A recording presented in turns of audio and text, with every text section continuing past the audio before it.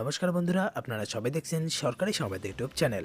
বন্ধুরা, যেমনটা আমরা জানি যে করোনার এই নতুন স্ট্রেন ভাইরাসটি কিন্তু ভারতবর্ষে ঢুকে পড়েছে, আর এরই সাথে কিন্তু আরও 9টি দেশে ঢুকে পড়েছে এই নতুন স্ট্রেন ভাইরাসটি, যার জন্য প্রতিটা দেশই রয়েছে প্রচণ্ড আতঙ্কের মধ্যে।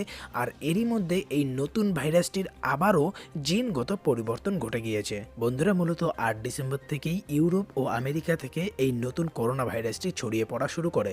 আর এই মিউট্যান্ট করোনা ভাইরাসের জন্যে লকডাউন আরও কড়াকড়ি করে দেয় বিভিন্ন দেশ, যার মধ্যে দেখুন এখানে লেখা আছে Spain, Netherland, Belgium, Italy, Brazil, America, ভারতের সঙ্গে নাইজেরিয়া, ব্রিটেন, এছাড়াও পাকিস্তান। এটা কিন্তু এখানে বলা হয়নি।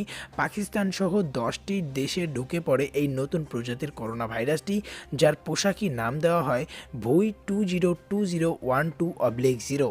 এখন সব দেশ মোটামুটি আতঙ্কের মধ্যে রয়েছে। আর ব্রিটেন থেকে যাত্রীবাহী সমস্ত বিমানের চলাচল নিষেধাজ্ঞা জারি করে দেওয়া হয়েছে। আসলে এই মিউট্যান্ট ভাইরাসটি কি সেটা একবার জেনে নিন।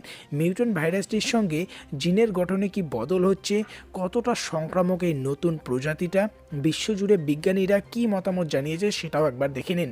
এখানে দেখুন বলে দিয়েছে যে ভারতের বিভিন্ন জায়গায় এই নতুন প্রজাতির করোনা ভাইরাসটি ধরা পড়ে। আর ভারতের বিজ্ঞানীরা জানিয়ে দেয় যে নতুন প্রজাতির করোনা ভাইরাস শিশুদেরকে বেশি সংক্রমণ করবে। আর এই করোনা ভাইরাস বেশি সংক্রামক, ফলস্বরূপ বারে বারে এই করোনা ভাইরাস তার জিনগত বিন্যাসটাকে পরিবর্তন করে।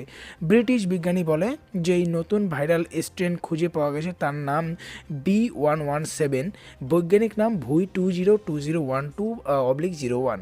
এই ভাইরাল স্ট্রেনের নাকি ছড়িয়ে পড়ার ক্ষমতা খুব বেশি, কারণ মানুষের শরীরে ঢুকলে খুব দ্রুত ACE2 রিসেপ্টর প্রোটিনের সঙ্গে যুক্ত হতে পারে এই ভাইরাসটি।